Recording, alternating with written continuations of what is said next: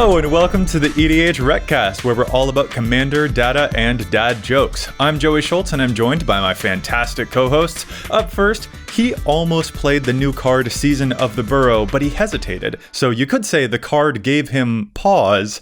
It's Matt Morgan. So Joey, the dad joke subreddit isn't very popular among kleptomaniacs, but I think it's because they take things literally. I feel like I could see that one like coming up on me. I'm just like, wait a second, and then it seized me. So like, yeah, well done. Yeah, well, thank you. I every now and then I find these, and I just get a good chuckle out of them. This one definitely got me good. Yeah, I like that a lot. Up next, he really enjoyed the Paris Olympics, but he thinks there was a missed opportunity to call it Wii Sports. It's Dana Roach. I had a ton of things on my to-do list today to get taken care of, but like I only got tasks 1 and 3 and 7 done. Apparently I only like odd jobs. Oh, wait, what about 5 then, Dana? What about 5? I had to shake it up a little bit. Not me. I'll give you the obvious 1, 3, 5. Fair enough. I fully was like, is this a Fibonacci sequence joke or something like that? I wasn't sure. I mean, it reminds me of a joke that we pulled in high school. We got 3 pigs, but named them 1, 2, and 4, and we let them loose in the school. That's what happens when you grow up in a farm town. That's the kind of pranks that you pull as a senior class. These are the people that you get recommendations on Commander stuff from. Watch out, folks. All right. Dana, what is it that we're talking about in this week's episode, dude? We're going to talk about the Precon Pendulum. Yeah, we are. Basically kind of checking in with like, what's going on with precons and how are we feeling about their design these days? Are there things that we can be a little bit critical of? Are there things that we really enjoy and we want to celebrate about them? Let's kind of check in with precons and how they're doing. But before that, we've got some shout outs to do before we get to our main topic. We are very excited to be members of Team Ultimate Guard. Products that you actually use every day are easy to recommend, and we've been using Ultimate Guard's sleeves and deck boxes for years. We're getting ready to travel to a couple of big events this fall, including the Summit in November and MagicCon Vegas in October. And not having Ultimate Guard Katana sleeves on the cards at the blackjack tables and poker tables in Vegas seems extremely unprofessional of them. And to make it worse, when the dealers pull out a new deck of cards, they pull them from these flimsy cardboard packs instead of a rock-solid Boulder deck box. It's stone age compared to when I sit down at an EDH table with folks that are correctly protecting their cards with Ultimate Guard products. We can't recommend them enough, and Las Vegas would be well served to take a cue from the 3 of us. Wow. Well, Dana, you made a good point too, actually. Like, we are going to be at some upcoming events, and we have a very special code for folks who want to go to the Magic Summit out there in Utah. So if you go and check out and buy your tickets and you use coupon code EDHREC, you're going to get 10% off your purchase, off your tickets. So first off, if you want to go hang out with Dana and I, get some games in at the Magic Summit, make sure you use code EDHREC. Get 10% off. It just seems like an easy win to me, but I don't know, Dana, what about you? I mean, any win is easier with Ultimate Guard sleeves. That is true. Any win is easier with Ultimate Guard. That's terrific, you guys. Although I'm not sure if that would go with Vegas's gambling laws. But anyway, if you also want to support EDHREC, you can do so in a myriad of ways. We have a Patreon, and we love all of the folks who show their support. That way you can like and subscribe. That is huge. Leaving a review. Any of those means of showing support to the show is really fantastic. It helps us do what we do, and we love you all so much for it. And as Matt loves to say, there's one very coveted perk on our Patreon. There is. But the weekly patron shout out. Matt, who are we shouting out on this week's episode? Well, this week I have it's the alter ego of Prescott Hyde. It's Prescott Jekyll. Thank you so much for the support, Prescott. Such a foundational piece of literature, Mr. Prescott. Thank you so much for inspiring generations of writers, but also for your support of the EDHREC podcast. Matt, that press got me good. That was a good joke. Ooh, the double shot. Nice job, Joseph. You guys should not have taught me how to do dad jokes. This is dangerous. This is too much power. Well, and now you're like actually old enough that like feasibly you could be a dad too. So like we're very glad to welcome you into the fold. Where has this ever come from that Joey's like the young one on the show? I'm in my 30s, you guys. Like, I don't. What? Just because Since you're hitting your when? 89th birthday, I don't. Don't say that. Don't tell us you're in your 30s. That makes me so. I thought you were going to be 30 in 2030. That's just how it works. Right. All right, this is off the rails, you guys. Let's get into our show here. We're talking about, as we've called it, the Precon Pendulum. There's a lot going on with precons. And Matt, I actually want to ask, what is it that got us onto this as a topic for this week? So we actually got an email from a listener, which anybody out there, you can send us an email, which we definitely appreciate. We love hearing folks' ideas. You can submit challenges, stats. You can do all that by sending us an email, just edhrecast@gmail.com.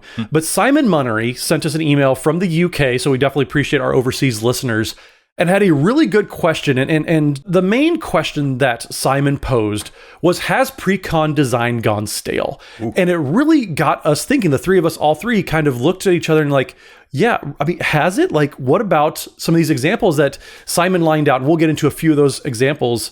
But it really got our wheels turning of has Precon design got stale?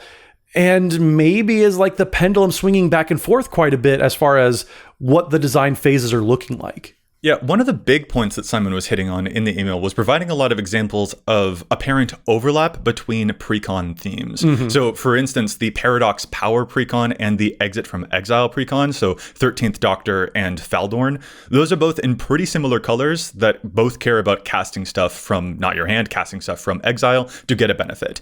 Those are very, very similar decks, slightly color off, a couple of slight differences, but there is a significant amount of overlap on those. The Tinker Time Precon and the Urza's Iron Alliance Precon, they're both Artifact Matters decks, and they both make constructs that you're going to pump up by playing as many artifacts as possible. There's just a lot of overlap between those two decks. Yeah, and I guess a third example that Simon gave us, the Growing Threat Preconstructed deck and the Blood Rights. Both of those, I mean, they're both Orzhov. They make a bunch of creatures and they get creatures dead somehow to make something better. And they really just, they play in a lot of ways. There's a lot of overlap between the two decks too. The only thing that really gives you any variety is just one is featuring any given mechanic from those sets that they're kind of associated with.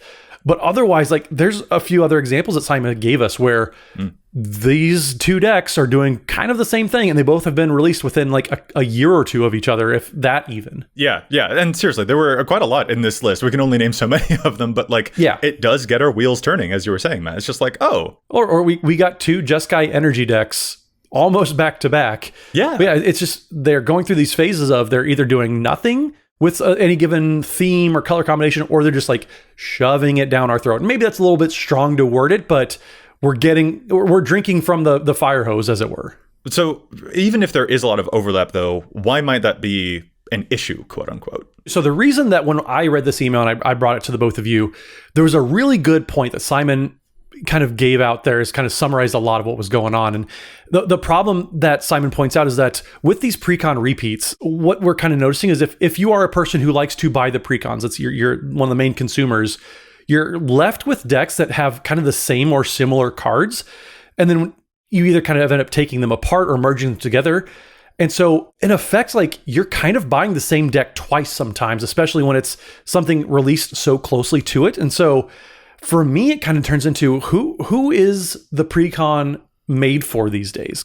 Joe, you even had a chance to interview a Wizards of the Coast employee about this. And so, yeah, what did you think when you had the chance to do that? Yeah, and that was a really, really fun video to do, by the way. I took the original 2011 Commander precons and I remodeled them. I gave them a makeover if they were to be released in 2024, what those precons might look like, to kind of track, here's how far precons have come. And it was a really fun video to do, and I got to interview Daniel Holt from Wizards of the Coast about precon design, because he's a huge part of precon design. And I did ask him exactly that question, Matt, of like, yeah, do you have in your mind, do you lean more towards precons are for beginner players or they're more for enfranchised players? And when I asked, he did have a hesitation. There was a moment of him being like, huh. And that is interesting to me. That is like, oh yeah, because I also have that same hesitation. I have that thing of like, oh, I used to view these almost exclusively as what a great beginner product. And I'm not sure if I completely feel that way anymore. Daniel did answer that, like, generally it is probably going to lean a little bit more that way, but it does want to appeal to, as much of the audience as they possibly can. And I do still like the idea of precons as a beginner friendly product. But the arc of precons has changed a lot over time, is ultimately the conclusion that I find myself coming to. And that's kind of what we want to unpack here. Yeah, and some of those changes are really positive, and some of those might be less so, depending on your point of view too. Some of those old precons had like a draw spell and 34 lands. Right. Like there are some things that have improved about precon designs, you guys. They have gotten monumentally better than the early days when we only got a set of commander decks every other year. 100% will agree with you there. So from my point of view, what I think is interesting about this is, if we jump back in time 10 years when we would get 4 or 5 precons a year and we'd get them in this one dump, that was very, very exciting because like that was the only commander product you really got. So you poured over those precons. And to this day, 10 years later, I can remember what cards were in that bad Calamity precon. Like I know that was the origin of Blade of Selves, and I remember it had a really needed Urza's Incubator reprint that we hadn't gotten for a while, and like I could tell you all of those cards, even in those decks. When we're getting as many precons as we get in a year nowadays, it blends together in a kind of a formless mush in my brain, and that's even more so when the precons mirror one another. They don't stand out as a special thing, and is that offset by the fact that we just get so many more and like it's so much more accessible to people than it once was? Yeah, maybe, but it's all there. There's also a downside to having these both be so plentiful they're no longer special and look a lot like the one next to it versus back in the day when they really stood out as kind of a singular thing. Yeah, this is kind of the thing of it for me. I think ultimately, like I resonate with several points that Simon raised in his email.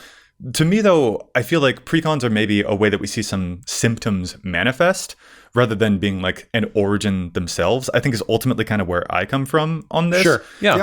The amount of overlap that exists, I feel like we also experience that on a regular set by set basis. And we see it quite a lot after all. Like blue-white flyers is a very, very, very common draft archetype in a whole lot of sets. Simic being ramp and value is kind of just a common thing almost anywhere. It's a thing that those colors are really good at. And it would be weird if Boros were to completely abandon how aggro it can be in a draft setting for multiple sets in a row. So I think those are the types of things that we just like, we do see these different expressions of those colors go in, Dana, as you said earlier, some pretty typical ways because the game does have only so many ways to demonstrate those things. Sure. And Precon are just one very exaggerated way that we see some of those. I do have some personal feelings about like, when we see something that's very, very similar back to back, I don't like that a whole lot myself either. But I think the fact of just like the way that sets happen, that this is kind of just a thing that isn't just a thing I'm going to put at the feet of precons is kind of where I'm coming from. Although the way that it makes me feel about precons is something I want to investigate. Yeah, if there are two draft sets back to back where the Azorius archetype is flyers, you won't think twice about that. That happens all the time. That's the Dana Roach special, I thought, though. Right, absolutely. I can. There's no draft environment I can't turn into blue-white flyers. But if you get two precons back to back that are blue-white flyers, that stays in your mind way more than like seeing that as a draft archetype from a standard set. Sure. Yeah. I mean, and we actually did see this a couple of years ago, like when Commander Legends was Black-Green Elves and so was Kaldheim, and they were like sister sets right next to each other. Or in that same year, Boros Equipment was 4 different draft environments, and it was like... Boros Equipment has just been evergreen, though. That's like saying you have flying. Like, at this point, not lazy, that's such a strong word, and it assigns intent. It's just like a safe thing to do in a draft environment, and it's a safe thing to put on some random legendary Boros creature that just, we'll put some tie-in mechanic maybe to the main set, but it's just going to have some equipment focus. I think that it's just a safe thing that they keep putting into sets. Right. My issue with Boros Equipment was never that Boros is good at equipment. It's that they did it multiple times in a row in multiple draft environments in a row while they said that they were solving the Boros problem, and at the same time they were giving us cards like Seraphic Greatsword. I was just like, that's my incongruity. That's where I took some umbrage. It wasn't about, Boros does equipment good. Yeah, it's complicated. First of all, like I think it's difficult to avoid when they're putting out as many precons as they put out. Sure. And they're also releasing precons that tend to synergize with the set that they are being released as part of. So that set's going to have some very specific mechanics, and the precons oftentimes are designed to interact in some way with that mechanic. And there's only so many like holistically large mechanics in the game that there are to use. So like you're just going to get, it's very difficult given the finite nature of Magic to produce 50 precons a year or whatever they make that are unique from one another. I think that just the amount of product is going to make overlap inevitable. Yeah.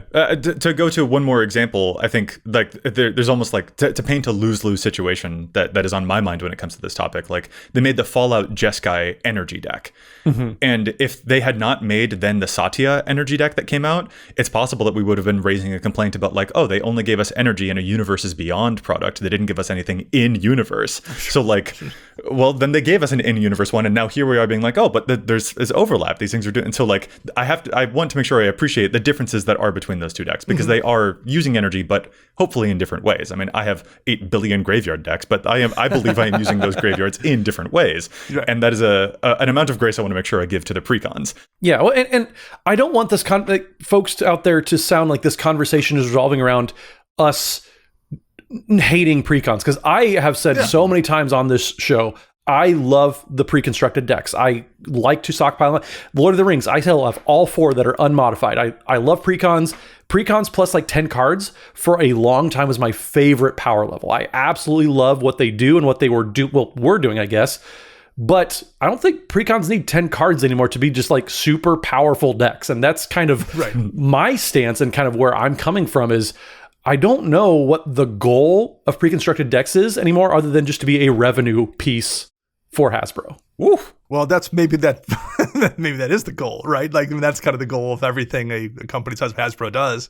The question is whether or not that's a problem or not. And that's probably a bigger question than we're able to answer here today in the show. But I think we can talk about some of the weird changes that like the way precons have changed over the years has altered how we perceive them and interact with them. Well, so based on stuff that I've heard from, when talking with Wizards of the Coast designers, there are kind of 2 angles of like what the precons are there to do. They are also a form to the WotC designers, a form of self-expression for them as well. They as designers get to show off some personal flair in what they're doing. They can also be a launching point for newer players. That can also be a fun thing for them too. But there's another thing that they can do as well, as you were hinting at earlier, is be an expression of that set's themes. So, mutate for Ikoria, or clues for Karlov Manor, things like that. These precons are another way to sort of flesh out the mechanics of what those worlds are doing. Those were some of the things that like WotC designers have told me several times that like, yeah, this is what we like those precons to do. And it's a neat way to showcase a bit of creativity there. I do think, though, that sometimes that creates some rules complexity or some overlap issues with all of the various commanders flying around, though. Well, Joe, you say that you would give newer players or players new to Commander one of the pre-constructed decks, and maybe that was a goal of them for a while. I don't think that's really the case anymore, because I don't know if I would give like the timey-wimey, the Doctor Who Commander decks. I don't know if I would give that deck to somebody who's trying to get into Commander. Sure. They're so complex. The barrier to understanding them can be a little high. And I think that's one reason why I love seeing these as a tool to get players into the format. And for like Dana, you and I recently did a video. We got to judge Archidec's monthly deck building contest. And that was super fun because the goal and the theme of the contest was make a Commander deck that is for somebody new to Commander. And that was such a nice refresh because we still got to see fun and cool decks, but it wasn't a huge barrier to entry where you had to have extensive knowledge of Magic or Commander as a format to begin with. And that, to me, that was such a nice thing to see that I don't get to see very often from these pre-constructed decks that for a long time were meant for people getting into Commander. Yeah, make sure you check out that video for the Architect deck building contest, because it's kind of like what Matt and I's idea of a kind of perfect beginner precon is. Or what could have been a perfect precon, but yeah.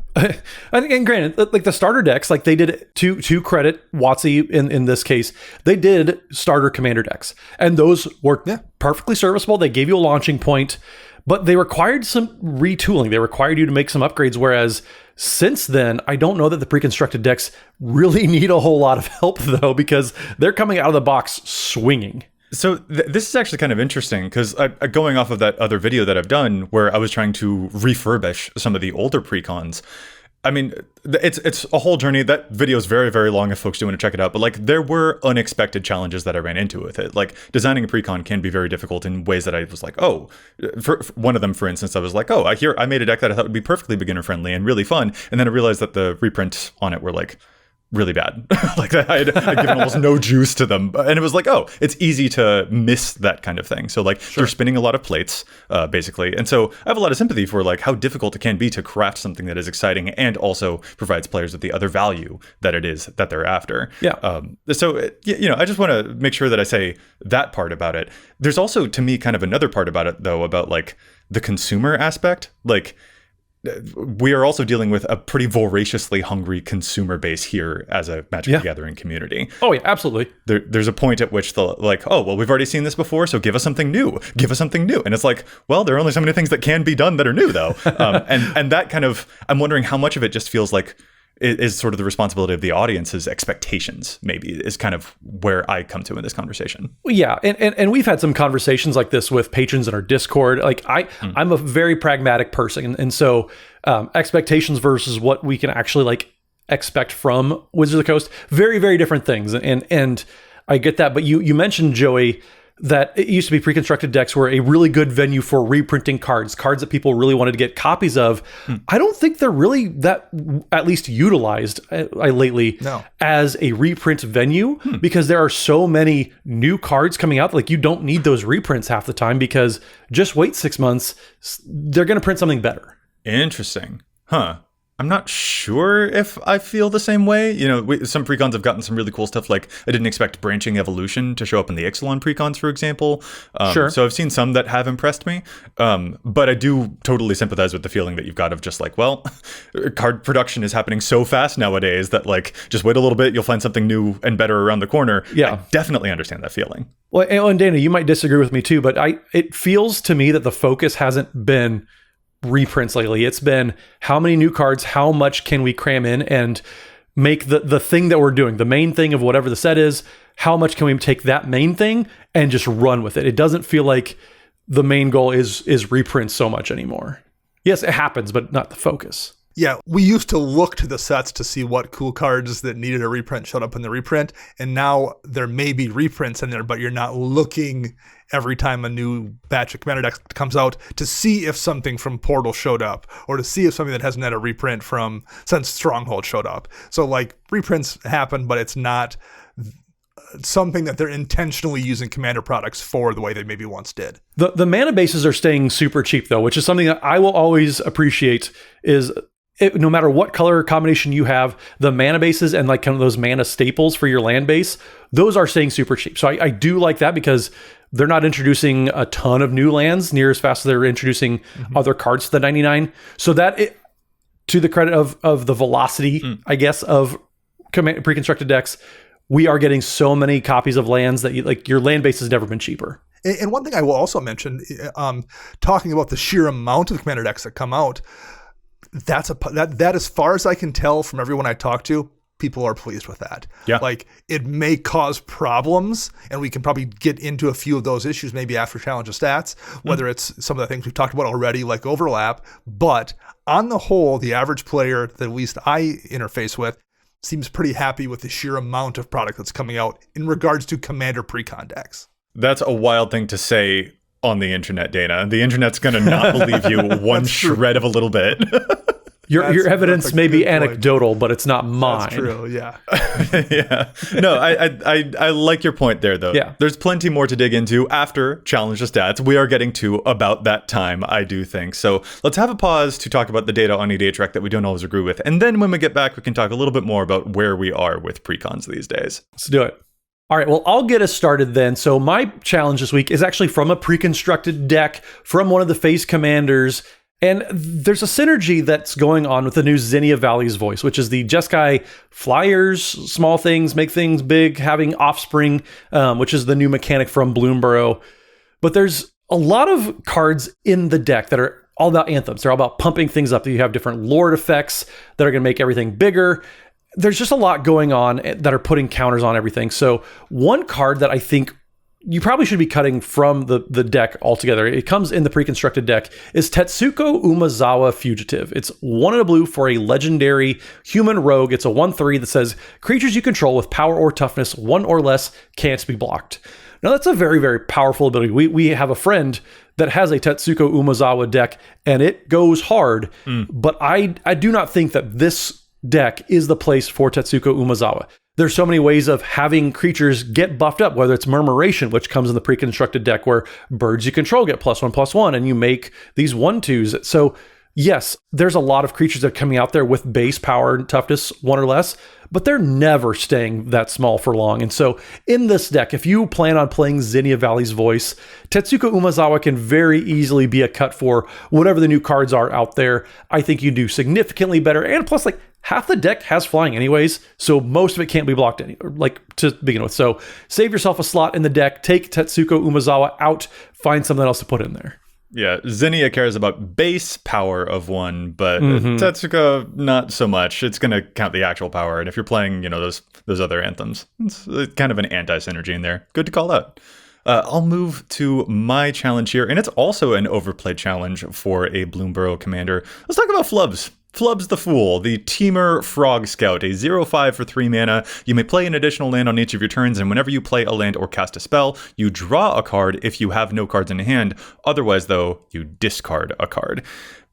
Really interesting Teamer commander. This thing is wild and weird, and there's a whole bunch of moving parts to it. Basically, you do want to get your hand as empty as possible so that every time you play something, you will be able to draw more cards and then just keep going and going and going and hopefully never run out of steam. The fact that this commander can also make you discard cards has encouraged a couple of folks to play some madness spells in the deck, because you can cast a madness spell when you are discarding that spell. So Circular Logic or Fiery Temper are a couple of different types of cards that we see showing up in at least about a fifth of Flub's deck. So, and I do think it's an interesting place to explore with this commander, but I don't think it's actually a very good thing to explore with this commander, or a very powerful thing to explore with this commander, because a lot of what this deck is about is doing sort of the Eruth strategy, where you want no things in your hand, the impulse draw, putting the thing into exile, and then you can play it from there.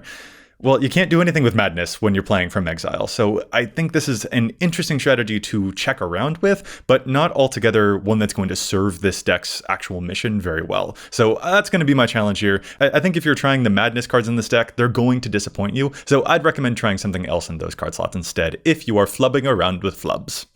Our listener challenge this week is brought to us by Alec, who goes by Asti17 in our Discord. And Alec would like to challenge the card Bower Passage as an inclusion in Ms. Bumbleflower lists. Bower Passage is an enchantment, 1 in green. It says creatures with flying can't block creatures you control. And Ms. Bumbleflower is a banned creature, a rabbit citizen, a 1/5 with vigilance. And it says whenever you cast a spell, target opponent draws a card. Put a +1 counter on target creature, and it gains flying until the end of turn. And if this is the second time this ability has resolved this turn, you draw 2 cards. And Alec writes, it's nothing flashy or crazy on its face, but it can lead to some gotcha moments that people love. While most people might read Bower Passage as a card that says your opponent's dragons and demons and angels can't block your stuff, that's really useful. But what makes it interesting here is you can give someone else's creatures the buff, and suddenly that creature is removed from the defense equation. Since flyers can't block your stuff, you can give their scariest blocker flying and make it so it can no longer block your things. It can remove all kinds of problematic things with Death Touch or wearing scary equipment like Godsend from the blocking equation entirely. And currently right now it's only in 4 decks of the 2,400 Ms. Bumbleflower lists out there. Ooh, yeah, that's a really good pick for multiple reasons. I'm just a fan of Bower Passage in general. That's a great deck that has added utility. So Alec, great suggestion. I also love this. That just absolutely tickles me. What a really cool, unexpected synergy. This is delightful in the best ways, and then you'll be able to crush your opponents. It's great. Yes. Ms. Bumbleflower is a cute commander, and that is the definition of a cute bit of synergy. Well, I don't know. It's going to smash face and deal a lot of damage, so. That's true. It looks cute. actually pretty dangerous, which is a good descriptor of Bloomburrow, I think. A lot of really powerful cards in that set, to be honest. Okay, fellas, kind of moving back to our main topic here, I think I want to push a little bit more on this. Like, we've talked about, for example, some overlap. I do want to hit again, though, on like what is potentially actually a problem here. Is this even a problem? We've mentioned that there are a lot of similarities, for instance. I could say that like the Elevere enchantments deck and the Onyxia enchantments deck came out in pretty quick succession, and those are both Enchantress decks, and I think they were in back-to-back sets. And on one perspective, that doesn't necessarily impress me. I'm just like, oh, is it kind of repeating? But on the other, I do feel like they explore enchantments in a pretty different way. I feel that way about kind of a lot of things. We got a Stella Lee Precon, which was a whole bunch of Spellslinger, but we've had plenty of Spellslinger stuff in Is It. So to me, what I want to really hammer home here is like, are we kind of making hay out of a thing that isn't actually a problem here? What are the things for us to really sink our teeth into? Is this actually an issue? And if so, why really? I mean, I think one of the solutions that I would propose is the precons always like revolve around like what makes any given set unique and stand out compared to its peers. Like when we had Lost Caverns of Ixalan, we had a dinosaur set, and like we don't get dinosaurs very often, except for Colossal Dreadmaw. That's just evergreen, but we love our Dreadmaw. But we got a dedicated dinosaur deck because that's what Ixalan is known for, and we got just different things kind of really specific to what makes this plane special and what kind of can we express here that we can't express other places. That's one thing I think would kind of resolve so many of my frustrations, at least with how pre-constructed decks have been trending, is making them focus on like, what do we not get to do? Like we can do Spellslinger whenever we want to, but what can we not do at other sets that we can do here? And that's, I think, one piece of feedback I would love to see expressed a little bit more. I think one of the problems that also kind of can arise from this overlap issue is, talking about if there's two different Enchantment Matter stacks. If you are someone who's playing an Enchantment Matter deck and yours isn't one of those two, it's giving you tools for your enchantment deck from one deck, and it's giving you tools from your enchantment deck for another deck. And it can be sometimes an issue where like your archetype, when they're printing multiple variants of that archetype, they're feeding you so many new cards that like it can ramp your power level up faster than someone who's just trying to play a Minotaur deck and never ever gets, really any upgrades that like make Minotaurs better or something. So that I don't think it's a huge deal, but like it's something that I've noticed in the past. Particularly, I used to play a Jury Master of the Review treasure deck, and the sheer amount of treasures just gave me so many tools that it made the deck for me no longer interesting. And part of the reason it wasn't interesting is it got so powerful.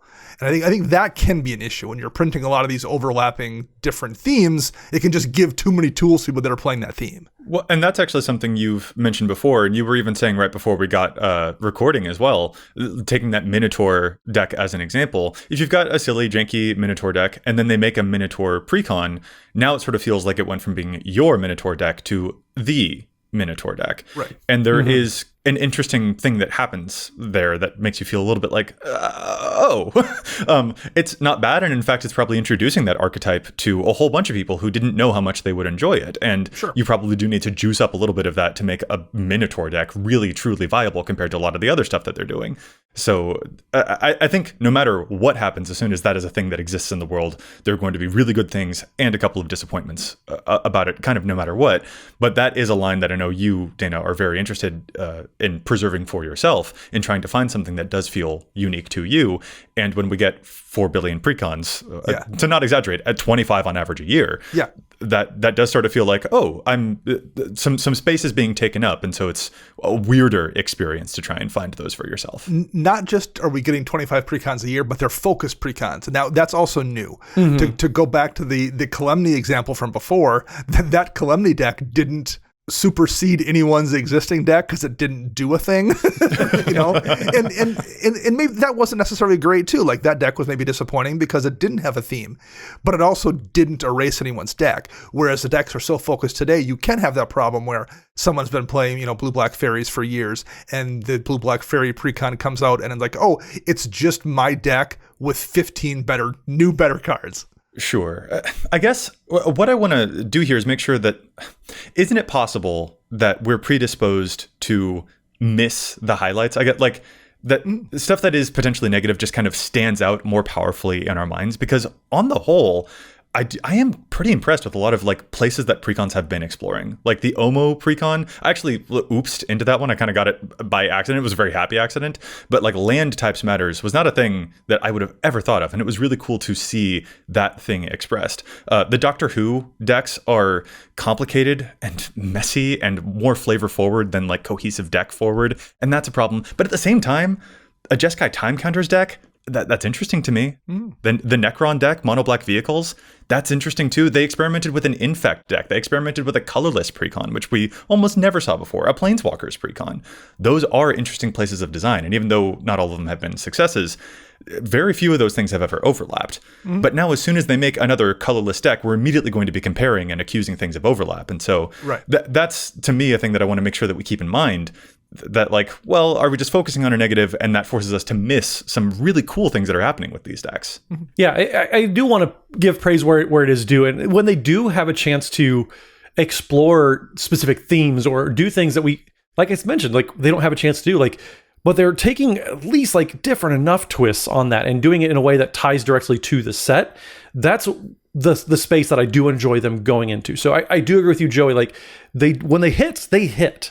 But then it also feels like sometimes there's just so many opportunities that they're kind of left on the table sometimes that's where at least my kind of, not disappointment, but hesitancy to fully endorse them kind of labors behind a little bit. Yeah, my point to address Joey's point there would be, if I talk about how I kind of miss the clicky sound you used to get from like a nice mechanical keyboard and how good that felt on your fingers, like. And I do. I liked mechanical keyboards, and I like the sound, and I like the feedback and the way they felt. I also recognize that like today's keyboards are significantly better. So like even though they've improved in 20 ways, I can also recognize like 2 ways that they've gotten worse, or like we've lost out on something. And that's my point of view. I do think precons as a whole are significantly better than they were 10 years ago by a large margin, and the advantages way offset the negatives.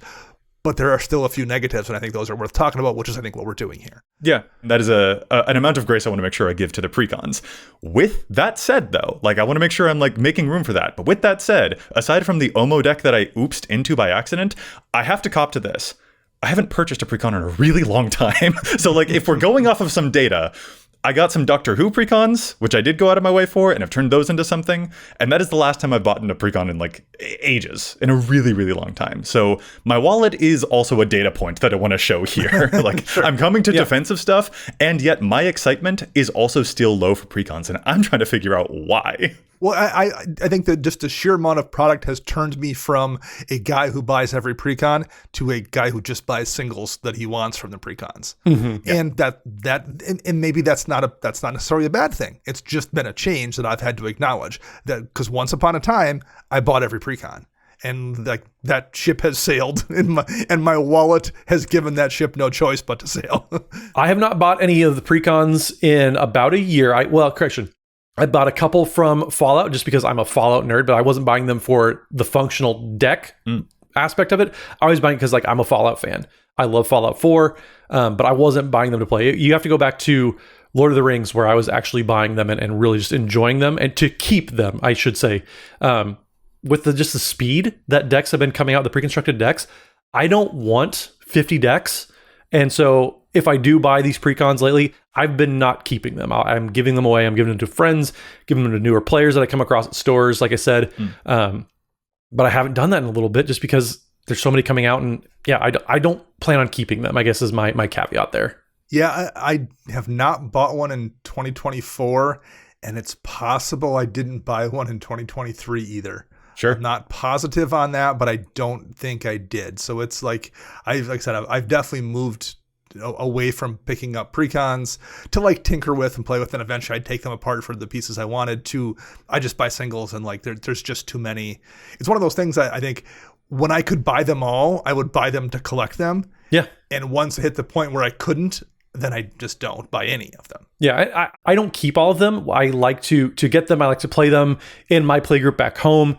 And then I oftentimes like give them away or give them to a newer player, which is why I think my experience is kind of coloring my opinion of everything too, is because I like giving them to people that are getting into the format. I have the luxury, I guess, of like, I'm able to kind of share that around with other people at stores that I get to go to and stuff like that. And so, so like when I get to play the Fallout precons, like I might use that as a learning tool. Like I have 2 teenage stepdaughters, for example, and like I would like them to be able to learn the game, but like I don't know anymore that like giving them one of the pre-constructed decks is like a way to like keep them in, unless like, sure. I mean, they did love the dog meat. They like the secret layer dogs and cats. Because he's a good boy. Because he's a good boy. They're so good. But that also had like a unique hitch too. That like it was something, a selling point to hook them in with. Right. And so like it's got to be a little more specific, I guess, for like that target audience. Like I would say. To kind of extrapolate a little bit more here, this again is for me why I think that precons are just like a place where we are detecting a symptom, because it's very exaggerated in a precon. It's a very obvious representation of that symptom, but it does seem to keep on going back to,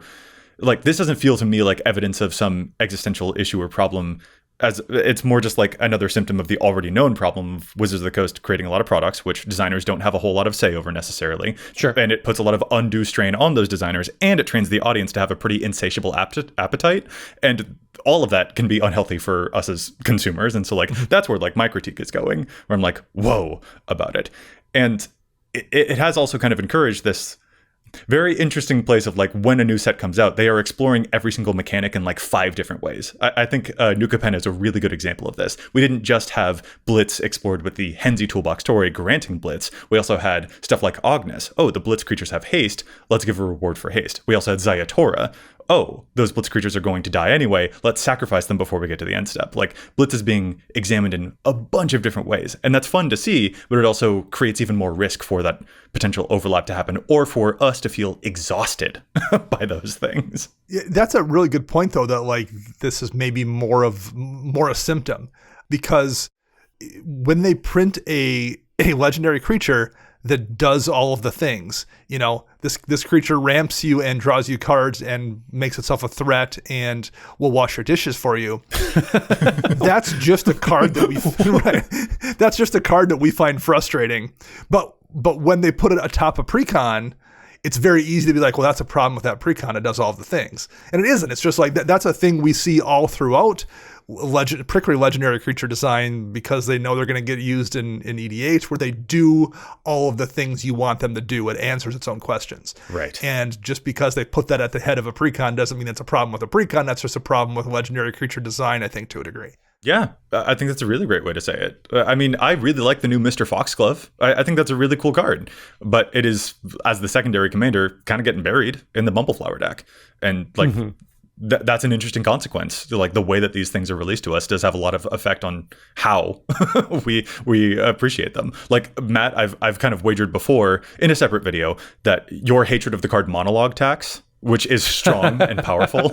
Very palpable. That if that card had not been released in the Artifacts Lorehold deck, where it has no synergy, if that card had come out in, for instance, a deck that cares about enchantments, like the Onyxia deck, maybe you'd feel a little bit nicer about it, because it would have had actual more apparent synergies to what that deck is doing. So like, the context matters a lot for how we end up evaluating these things and whether they exhaust us or not. I think that's a fair assessment. I also wager like it still just doesn't do really much of anything. But I mean, that's another topic for another day. But the context that everything's released in definitely plays a factor. And like, so there's cards like I really like, for example, like the Moira. How do you pronounce it? Moira? Trash Tactician? The raccoon that wants you to spend a lot of mana from Bloomborough. Like, I would have loved to see something really cool like that as the face of the commander, because it's taking a new mechanic that we're getting from Bloomborough, and we're getting it in a fun way, and you're really getting to explore that. And that's the type of thing that I to your point, you're getting to do something very fun, you're getting to do something unique, and it's expressed in like a relevant context for what you want to be seeing from that given commander. And it's fun to see that expressed out, and like to see that it's actually like a cool functional card that can have a really fun deck too. Matt, I totally feel you. And I bet that the decisions of like, which of these legends do we actually devote an entire deck to is a bunch of meetings probably happen at Wizards a difficult one to have, for sure. Like, you have to make a decision. Yeah. I just wish like we had something specifically tied again to Bloomborough Oh, gotcha. Choosing Moira as the face commander instead of Bello, Bard of the Brambles, being the Gruul face commander. Yeah. I see what you're saying, because Bello's ability is a little bit more generic compared to the expend ability that Moira has that is a little bit more signature to Bloomburrow. Mm-hmm. Let's let the face commander of that be Bloomburrow specific instead of... We can make it generic enough that like it can go in any setting, in any plane, any given set. Yeah. And like as another example, and this is the place where I'm definitely critical of stuff that happens in Precon design. You know, I mentioned how sometimes the secondary commanders can get overshadowed because the face commander's taking up so much of the limelight. That's certainly not the case for Kotori and Shorikai. Kotori has 2,038 decks to its name right now, rank number 600, whereas Shorikai has 17,000 decks and it's rank number 15. But Shorikai is not the face commander of that Precon, and I really think it should have been. But I think it wasn't put as the face commander of that deck because it probably didn't get as much testing. And that is, I mean, frankly, that's like the other consequence of like there's so much stuff going on that like some of these things have a difficulty being balanced, and it feels as though, especially when it comes to Precons, you'll balance them for the biodome of playing those Precons against each other, but actual like we are relying a lot upon the commander players themselves to balance out the power levels that they are hoping to get from the commander playing experience. And that gives a lot of freedom, but it also can create some Shorikais. And I'm not necessarily sure that I want a whole lot more Shorikais in the world. That's just me. Sure. It's a really powerful engine that I think could have used a little bit more testing. Yeah. But it also probably, in my opinion, would have sold that deck better if it was the one at the helm. It's more exciting. But it's hard to know that up front when you are in the creative blue sky stage of like, all right, what are we actually going to put at the heads of these? It's a hard call to make, and we have the benefit of knowing how popular these things are after the fact, after all those decisions have already been made. So that's a place where I want to be critical of like the ways that some of these design things happen. I think that Shorikai is a bit of a mistake, but I also want to be critical of us as consumers, thinking that we know everything when, well, there were a lot of steps that got us to the conclusions that are being made now. Well, to that point, Joey, about us thinking we know everything, I would dare say that 90% of the things that I would address as a complaint or an issue regarding commander design or precons or whatever are something that 5 years ago on a podcast I complained about and wish they would fix. Sure. And they've now fixed them in a way that I'm complaining about. And like 90% may be conservative. It may be higher than that. Like, so I recognize that a lot of times what you think you want when you get it isn't really the thing you wanted. I guarantee that Calamity Precon, I can't remember if we were recording back then, but I guarantee I complained about like, this is so unfocused. None of these cards work together at all. There's no like, and now I'm making the opposite complaint. It's a little bit too focused or taking other people, like that is something that I've noticed happens constantly, or like I will take issue with something that I once complained about being a problem. But that kind of goes back to the pendulum of the pre-constructed decks though, that we kind of talked about to begin with. Like either they're too unfocused or they're super focused. And the point that you brought up, Joey, they were built in an environment where they're competing against themselves, not other precons from other sets. And I think that's why maybe the power level sometimes also swings vastly between different sets. Like I've said New Capenna, the gameplay between those was a slog, but then you go to the next set and you have Brothers War, Urza runs you over. But it seems to like go back and forth so often that like either it's a great batch of precons or it's a not so great batch of precons. At least in my mind, I know there's lots of players out there that are disagreeing. And I hope our big point here is like, yes, we are pointing out issues here, but hopefully we're at least suggesting like feasible solutions to any of these two. Like we're not here just to gritch, even though like we do gritch to gritch sometimes though. I mean, it can be fun. Yeah. I do think that like your PowerPoint, not PowerPoint like presentation, but your point about power. Don't look at my PowerPoints. Those are not good. I'm better with Excel. Is well observed when it comes to the Urza deck, because like that Urza deck making all those constructs, boy, that just runs over the Tinker Time deck with Gremlin Prodigy making like a couple of things if you have enough artifacts and there's some counters on it. And it's just like, these do not feel comparable in terms of like how they would play against each other. And I also think that like in a lot of Precon environments, it's pretty common for there to be a dud. Sure. Dana has brought up the Calamity deck as a point of contention. It seems like that one has personally offended him. So to kind of riff off of that one real quick, though, like to talk about pendulums of other things, here's a problem that we don't have as much anymore that I'm appreciative of. Y'all know that one of my biggest complaints about Precon design has been freaking Calamity and Azuri, where I think that they mixed up what those colors care about which colors care about the experience. I think that big creatures is the thing that blue and green care about, and creatures with power 2 or less is the thing that red and white should have cared about. I have fewer of those complaints nowadays, which I am happy about. We have gone 200 episodes since Joey got to complain about Azuri. Azuri and Calamity. And for the OG fans out there, you are rolling right now by Joey getting to rant about Azuri again.